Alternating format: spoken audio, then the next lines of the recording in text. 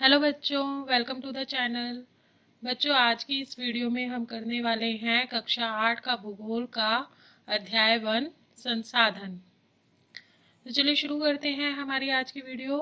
हमारा पहला क्वेश्चन है, संसाधन क्या है? संसाधन क्या होते हैं?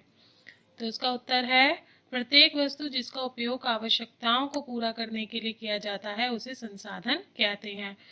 कोई भी वस्तु, कोई भी चीज जिसका उपयोग हमारी कोई आवश्यकता की पूर्ति करे उसे संसाधन कहते हैं। ठीक है, अगले प्रश्न पर आते हैं। अगला प्रश्न है, कोई वस्तु संसाधन कब बनती है और उसका मूल्य कौन निर्धारित करता है? तो कोई वस्तु संसाधन कब बनती है? उत्तर है, वस्तु अथवा पदार्थ का मूल्य उसे एक संसाधन बनाता है। कोई भी पदार्थ या वस्तु संसाधन कब बनती है? जब उसका कोई मूल्य निर्धारित हो जाए। और मूल्य कौन निर्धारित करता है? संसाधन की उपयोगिता। संसाधन जितना ज्यादा उपयोगी होगा उसी के हिसाब से उसका मूल्य निर्धारित होगा। जैसे पेट्रोलियम, पेट्रोलियम भी एक संसाधन है और उसका एक मूल्य है। ठीक है, लेकिन जो प्राकृतिक संसाधन होते हैं उनका कोई मूल्य नहीं होता। जैसे हवा, जल, उसका कोई मूल्य नहीं है।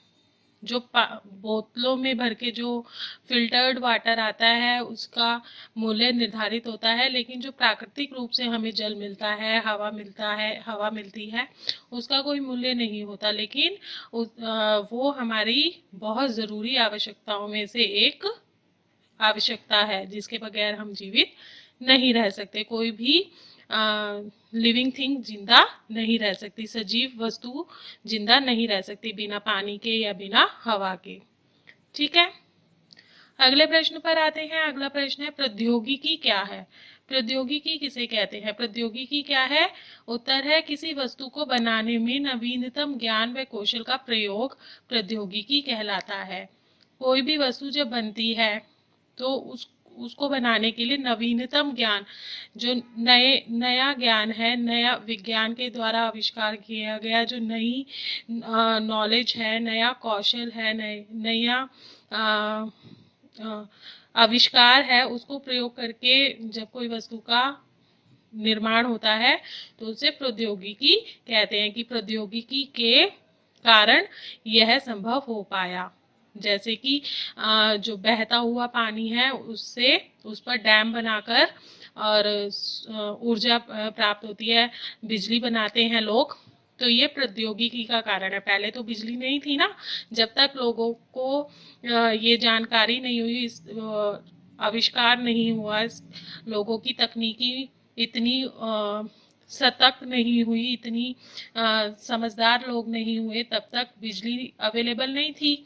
लेकिन जब लोग जागरूक हुए, लोगों ने नए नए आविष्कार किए, तकनीकी का इतना विस्तार हुआ, तब जो है बहते हुए पानी पे डैम बनाकर भी बिजली का निर्माण कर लिया गया। ठीक है, तो ये प्रौद्योगिकी का ही एक उदाहरण है। अगला प्रश्न पर आते हैं। अगला प्रश्न है, कौन से कारक पदार्थों को संसाधन में परिवर्तित करते हैं? कौन से कारक पदार्थों को संसाधनों में परिवर्तित करते हैं? उत्तर है, समय और प्रौद्योगिकी। समय के साथ साथ तकनीकी का विकास होता है, तकनीक और विकसित होती है और नई नई तकनीक का यूज करके, कौशल का यूज करके प्रौद्योगिकी जो है वो और विकास करती है, उसका और विकास होता है और संसाधन, और इन्हीं की वजह से संसाधन परिवर्तित होते रहते हैं। जैसे आप बहुत सिंपल सा एग्जांपल अगर हम लें तो जो बिस्किट आप खाते हैं, पहले तो बिस्किट नहीं थे ना, पहले तो रोटी भी नहीं बनती थी, गेहूं भी नहीं था जो प्राकृतिक रूप से उगता था, लोगों को पता ही नहीं था। धीरे धीरे गेहूं लोगों को जब जानकारी हुई तो लोगों ने गेहूं उगाना शुरू किया, फिर उसे पीस कर आटा बनाया, और आटा बनाकर जब आग का आविष्कार हुआ उसके बाद आटे की रोटियां बनना शुरू हुई। फिर एक समय आया कि रोटियों के साथ साथ में और भी आटे से और भी नई नई चीजें बनने लगी। बिस्किट का आविष्कार हुआ, बिस्किट बनने शुरू हो गए, अलग अलग तरीके के बिस्किट बनने शुरू हो गए। ठीक है, तो ये समय के साथ साथ हुआ, एकदम से सब कुछ नहीं हो गया। जैसे जैसे समय बदला वैसे वैसे तकनीकी का विकास हुआ, प्रौद्योगिकी का विकास हुआ और संसाधनों में परिवर्तन आता चला गया। ठीक है, अगले प्रश्न पर आते हैं। अगला प्रश्न है सबसे महत्वपूर्ण संसाधन क्या है और कैसे। महत्वपूर्ण संसाधन क्या है? सबसे महत्वपूर्ण संसाधन क्या है बच्चों? मानव संसाधन। मानव भी एक संसाधन है और मानव संसाधन सबसे महत्वपूर्ण है। और क्यों है, कैसे है? क्योंकि मानव के विचार, उसका ज्ञान और उसके द्वारा किए गए नए नए आविष्कार और खोज ही संसाधनों की रचना करते हैं। अगर मानव नए नए आविष्कार ना करे, पहिए का आविष्कार नहीं होता, तो क्या आज के समय में ये जो इतनी गाड़ियां चलती हैं, इतना परिवहन है, क्या ये विकसित हो पाता? नहीं हो पाता। यदि आग का आविष्कार नहीं हुआ होता तो इतना सब कुछ जो आग के आविष्कार होने से जितने आविष्कार हुए, उसके बाद जितनी प्रौद्योगिकी का विकास हुआ, क्या वो संभव हो पाता? नहीं हो पाता। तो जो मानव है वो सबसे उपयोगी, सबसे महत्वपूर्ण संसाधन है, क्योंकि उसी का आविष्कार और खोज, उसका ज्ञान, उसके विचार ही संसाधनों की रचना करते हैं। लोहा, जितने भी मिनरल्स हैं, ये लोहा, सोना, चांदी, ये तो पहले से भी प्रकृति में मौजूद थे, लेकिन उनका उपयोग करना किसी को नहीं आता था। उनका उपयोग करना कब शुरू हुआ? जब मानव ने आविष्कार किया, नई नई चीजें बनाई, तभी तो टूल्स बने, अलग अलग प्रकार के टूल्स बने, मशीनें बनी और तकनीकी का विकास हुआ और प्रौद्योगिकी का विकास हुआ। ठीक है, आगे समझ। नेक्स्ट प्रश्न पर आते हैं। अगला प्रश्न है संसाधन कितने प्रकारों में वर्गीकृत है। संसाधन कितने प्रकारों में वर्गीकृत है? 3 प्रकारों में वर्गीकृत है। कौन कौन से संसाधन होते हैं? प्राकृतिक संसाधन, दूसरा मानव निर्मित संसाधन और तीसरा मानव संसाधन। मानव अपने आप में भी तो एक संसाधन है ना। तो इस तरह से 3 प्रकारों में वर्गीकृत है। अगले प्रश्न पर आते हैं। अगला प्रश्न है प्राकृतिक संसाधन क्या है। प्राकृतिक संसाधन क्या है? जो संसाधन प्रकृति से प्राप्त होते हैं और अधिक संशोधन के बिना उपयोग में लाए जाते हैं। प्रकृति में तो बहुत सारे संसाधन है ना, लेकिन सारे ही संसाधन तो उपयोग में नहीं आते। जो संसाधन जिनमें ज्यादा संशोधन करने की जरूरत नहीं पड़ती, मतलब जिनमें ज्यादा बदलाव लाने की जरूरत नहीं पड़ती, उन्हें प्राकृतिक संसाधन कहते हैं। जैसे कि जल, मृदा। जल जो है प्राकृतिक रूप से अवेलेबल है, लेकिन उसको साफ करने की जरूरत पड़ती है, फिल्टर करने की जरूरत पड़ती है। फिल्टर वाटर ही आप पी सकते हैं, पॉल्यूटेड वाटर आप नहीं पी सकते। मृदा, मृदा का मतलब सॉइल, मिट्टी। वो क्या है? जहां जहां उपजाऊ मिट्टी होगी वहां वहां पर ही खेती की जा सकती है। तो ये है प्राकृतिक संसाधन। ठीक है, अगले प्रश्न पर आते हैं। अगला प्रश्न है नवीकरणीय तथा अनवीकरणीय संसाधनों में अंतर बताइए। इनमें अंतर बताना है। नवीकरणीय संसाधन कौन से होते हैं? वे संसाधन जो शीघ्रता से नवीकृत किए जा सके, जिन्हें जल्दी से दोबारा से बनाया जा सके और उनकी पूर्ति की जा सके, उन्हें नवीकरणीय संसाधन कहते हैं। जैसे सौर ऊर्जा, पवन ऊर्जा, विंड एनर्जी और सोलर एनर्जी। ये क्या है? नवीकरणीय संसाधन है, क्योंकि एक बार खत्म होने के बाद इनको जल्दी ही दोबारा बनाया क्या जा सकता है, ये दोबारा स्टोर किए जा सकते हैं, क्योंकि ये प्रकृति में सदा सदा के लिए मौजूद रहते हैं। दूसरा क्या है? अनवीकरणीय संसाधन। अनवीकरणीय संसाधन क्या है? वे संसाधन जिनका भंडार सीमित है, एक लिमिटेड अमाउंट जो है उनका अवेलेबल है हमारे पास उपयोग के लिए। अगर वो अमाउंट खत्म हो जाता है, वो भंडार खाली हो जाता है, तो उनको दोबारा से उनकी पूर्ति करने के लिए हजारों वर्ष लग सकते हैं, हजारों मिलियन ऑफ ईयर्स हमें लग सकते हैं। जैसे कि कोयला, पेट्रोलियम, ये क्या है?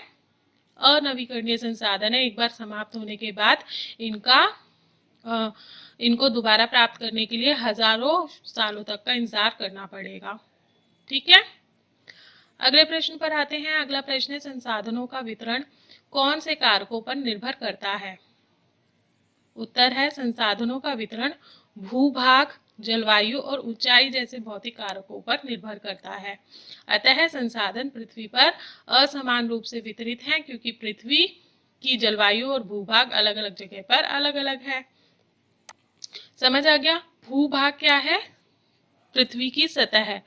जो सतह है उसके ऊपर डिपेंड करता है कि क्योंकि पृथ्वी कहीं पे समतल है, कहीं पर ऊंचे ऊंचे पहाड़ हैं, कहीं पर गहरी खाइयां हैं, कहीं पर जलाशय हैं, तो एक जैसी तो नहीं है ना। और अलग अलग जगह की अलग अलग जलवायु है। कोई एरिया बहुत ज़्यादा ठंडा है, जैसे अगर हम उत्तर दिशा की तरफ जाएं तो कश्मीर, लद्दाख, लेह, ये सब एरिया बहुत ज़्यादा ठंडे हैं।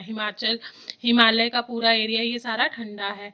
अगर हम नीचे दक्षिण की तरफ जाएं तो वहाँ पर सारा कोस्टल एरिया है, क्योंकि जो दक्षिण का एरिया है वो तीनों तरफ से पानी से घिरा हुआ है। ठीक है ना। तो अलग अलग वहाँ का जो उत्तर की जलवायु अलग है, दक्षिण की अलग है, पूरब की अलग है, पश्चिम की अलग है। तो सब जगह की अलग अलग जलवायु है, तो जिस तरह की जलवायु होगी उसी तरह के पेड़ पौधे वहाँ पे मिलेंगे, उसी तरह के संसाधन वहाँ पर मिलेंगे। ठीक है ना। तो इन्हीं कारणों पर संसाधनों का वितरण होता है। प्रकृति में अलग अलग जगह पे अलग अलग तरह के संसाधन पाए जाते हैं, और इसीलिए असमान रूप से ये अलग अलग जगह पर मौजूद है। कहीं पर कोई संसाधन है और कहीं पर कोई संसाधन है। ठीक है। अगले प्रश्न पर आते हैं। अगला प्रश्न है, मानव निर्मित संसाधन क्या होते हैं? उत्तर है, जब किसी प्राकृतिक पदार्थ का मूल रूप बदलकर उसे उपयोगी संसाधन में बदल दिया जाता है। कोई भी प्राकृतिक संसाधन है, जैसे कि लोहा ले लें हम। लोहा प्राकृतिक रूप से हमें जिस रूप में मिलता है उसी रूप में तो वो उपयोग में नहीं आता ना। उसको उपयोग में लाने के लिए उसको संशोधित किया जाता है, उसमें संशोधन किया जाता है। सोना जिस रूप में हमें मिलता है उस रूप में वो प्रयोग नहीं होता, उसमें संशोधन किया जाता है। तो मानव निर्मित संसाधन क्या हो गए? जिनमें संशोधन किया जाता है। जिन प्राकृतिक संसाधनों को उपयोग करने के लिए उनमें मानव द्वारा कुछ संशोधन किया जाता है, उन्हें मानव निर्मित संसाधन कहते हैं। जैसे कि प्रौद्योगिकी एक मानव निर्मित संसाधन है। प्रौद्योगिकी, तकनीक में जो विकास हुआ उससे प्रौद्योगिकी का विकास हुआ, वो भी एक मानव निर्मित ही संसाधन ही है। ठीक है। अगले प्रश्न पर आते हैं। अगला प्रश्न है, क्या चीजें लोगों को महत्वपूर्ण संसाधन बनाने में मदद करती हैं? लोगों को मतलब मानव को। मानव को महत्वपूर्ण संसाधन कौन सी चीजें बनाती हैं? शिक्षा और स्वास्थ्य। शिक्षा और स्वास्थ्य दो ऐसी चीजें हैं जो मानव को बहुमूल्य संसाधन बनाते हैं, क्योंकि अगर जो मानव है वो शिक्षित नहीं होगा तो वो अपने विचारों को प्रकट नहीं कर पाएगा और अपने नए नए खोज और आविष्कार नहीं कर पाएगा। और यदि वो स्वस्थ नहीं होगा तो वो चाहे कितना भी सोच विचार कर ले, कितना ही आविष्कार कर ले, लेकिन उसको अप्लाई नहीं कर पाएगा। उसको जो रूप वो देना चाहता है वो रूप नहीं दे पाएगा, क्योंकि बीमार रहेगा तो वो उस काम को कर ही नहीं पाएगा। तो कोई भी मानव बहुमूल्य संसाधन कब बनेगा? जब वो शिक्षित हो और स्वस्थ हो। ठीक है। अगले प्रश्न पर आते हैं। अगला प्रश्न है, मानव संसाधन विकास क्या है? उत्तर है, अधिक संसाधनों के निर्माण में समर्थ होने के लिए लोगों के कौशल में सुधार करना मानव संसाधन विकास कहलाता है। ज्यादा से ज्यादा संसाधनों का निर्माण करने के लिए, क्योंकि जैसे जैसे तकनीकी का विकास हो रहा है, लोग विकसित हो रहे हैं, वैसे वैसे लोगों की ज़रूरतें भी बढ़ रही हैं। लोगों की ज़रूरतों की पूर्ति करने के लिए अधिक से अधिक संसाधनों का निर्माण करना ज़रूरी है। तो जैसे जैसे संसाधनों का निर्माण होता है तो उसी तरह से लोगों के अंदर कुछ उनके जो कौशल है, उनकी जो कारीगरी है उसमें सुधार होना भी ज़रूरी है।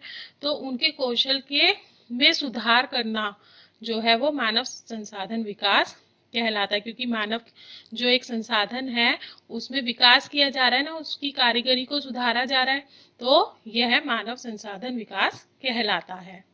ठीक है। अगले प्रश्न पर आते हैं। अगला प्रश्न है, संसाधन संरक्षण क्या है? संसाधन का संरक्षण क्या है? संसाधनों का सतर्कता पूर्वक उपयोग करना और उन्हें नवीकरण के लिए समय देना संसाधन संरक्षण कहलाता है।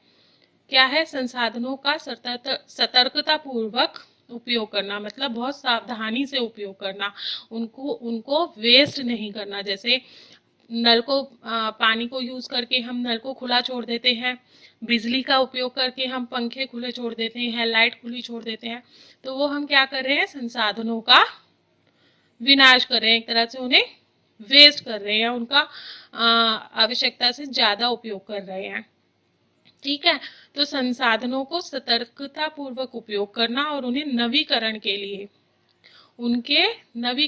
उन्हें दोबारा से जनरेट होने के लिए समय देना संसाधन संरक्षण कहलाता है। जैसे पानी पॉल्यूट हो जाता है तो पॉल्यूटेड पानी को साफ करने के लिए उसमें समय लगता है, तो जब तक पॉल्यूटेड वाटर को साफ करने के लिए उसे समय नहीं दिया जाएगा तो वो कभी साफ नहीं हो पाएगा और पानी हमेशा गंदा गंदा गंदा ही होता रहेगा और फिर हमें लास्ट में पॉल्यूटेड वाटर ही यूज करना पड़ेगा। ठीक है ना। तो संसाधनों को सबसे पहला तो उनको सतर्कता पूर्वक उपयोग करो और दूसरा उनके नवीकरण के लिए उन्हें समय दो, तो उसको बोलते हैं संसाधन का संरक्षण करना। ठीक है, अगले प्रश्न पर आते हैं। अगला प्रश्न है सतत पोषणीय विकास क्या है। सतत पोषणीय विकास क्या होता है, आवश्यकता अनुसार संसाधनों का उपयोग करना ताकि भविष्य में भी उनका उपयोग किया जा सके, सतत पोषणीय विकास कहलाता है। अगर हम किसी भी संसाधन का जरूरत से ज्यादा इस्तेमाल करेंगे, जैसे कोयला हो गया या पेट्रोलियम हो गया, इन संसाधनों का जरूरत से ज्यादा उपयोग करेंगे तो ये एक समय पर आकर खत्म हो जाएंगे, क्योंकि ये तो अनवीकरणीय संसाधन है। ठीक है, यहाँ तक कि जो नवीकरणीय संसाधन है वो भी समाप्त हो जाएंगे। जैसे हवा है, अगर उनको साफ करने में समय नहीं देंगे साफ होने के लिए तो वो पॉल्यूट होती रहेगी, प्रदूषित होती रहेगी। जल है, प्रदूषित होता रहेगा। भूमि है, वो भी प्रदूषित हो रही है, अगर उनकी साफ सफाई के लिए हम ध्यान नहीं देंगे तो वो प्रदूषित होती रहेगी और एक समय पर उसका उपयोग हम नहीं कर पाएंगे। तो सतत पोषणीय विकास क्या है कि आवश्यकता के अनुसार उनका प्रयोग करें, जरूरत से ज्यादा प्रयोग उनका ना करें, उनको वेस्ट करने से रोकें अपने आप को, और ताकि जो हमारी जो नेक्स्ट जनरेशन है वो भी उनका प्रयोग कर सके। नहीं तो एक समय ऐसे आएगा कि उनके प्रयोग करने के लिए वो सब चीजें बचेंगी ही नहीं। ये कहलाता है सतत पोषणीय विकास।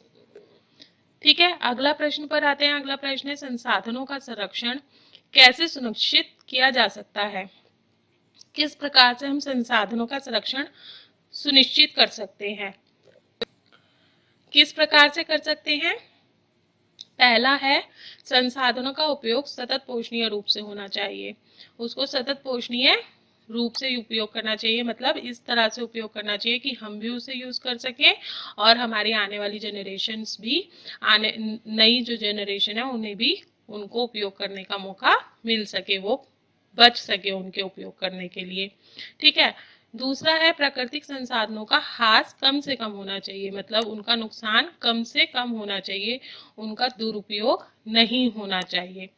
ठीक है, तीसरा है पर्यावरण के प्रति सतर्क और सजग रहकर, पर्यावरण का ध्यान रखकर कि भाई पर्यावरण जो है वो हमारे लिए बहुत ही जरूरी चीज है, ये मानकर, और उसका जब हम प्रयोग करें, प्राकृतिक संसाधनों का जब यूज करें तो बहुत सतर्कता पूर्वक करें और संसाधनों के प्रति सजग रहकर करें, तो संसाधनों को सुरक्षित किया जा सकता है। ठीक है, अगला है पुनः चक्रण और पुनः उपयोग करके। पुनः चक्रण मतलब रिसाइकिल करके और रीयूज करके। रिसाइकिल करके जैसे कि अखबार के कागज को रिसाइकिल करके उसका लिफाफा बनाया जा सकता है या पेपर बैग बनाए जा सकते हैं। ठीक है, तो वो हो गया रिसाइकिल करना या पुनः चक्रण करना। और पुनः उपयोग करना जैसे जैसे डाबर का च्यवनप्राश ही है, च्यवनप्राश का डब्बा खाली हुआ तो उस डब्बे को ना फेंक कर उसका उपयोग किसी और वस्तु के लिए कर देना, किसी और काम में उसको लेकर आना, उसका पुनः उपयोग करना है। ठीक है, तो पुनः चक्रण और पुनः प्रयोग की विधि को अपनाकर भी हम पर्यावरण को सुरक्षित कर सकते हैं। ठीक है, अगला पॉइंट है इसमें लोगों को पर्यावरण के प्रति जागरूक करना। हम भी जागरूक हों, हम भी सजग रहें और दूसरे लोगों को भी उसके प्रति सजग कराएं, उन्हें भी उसका महत्व बताएं। तो इस प्रकार भी हम पर्यावरण को सुरक्षित कर सकते हैं। मैं उम्मीद करती हूँ आपको ये वीडियो पसंद आई होगी, ये सारे क्वेश्चन आंसर अच्छे से समझ आ गए होंगे। अगर आपको ये वीडियो पसंद आई हो तो प्लीज़ इसे लाइक कर दीजिए। नीचे जो थम्स अप का निशान आ रहा है उस पर क्लिक कर दीजिए ताकि वो वीडियो लाइक हो जाएगी। और साइड में सब्सक्राइब शब्द लिखा आ रहा होगा, उस पर क्लिक करके चैनल को सब्सक्राइब कर दीजिए। दोस्तों के साथ ज़्यादा से ज़्यादा शेयर कर लीजिए और मुझे मोटिवेट करते रहिए ताकि मैं ऐसी वीडियो बनाती रहूं। आज के लिए बस इतना ही, फिर मिलेंगे एक नई वीडियो में एक नए टॉपिक के साथ। तब तक के लिए बाय बाय।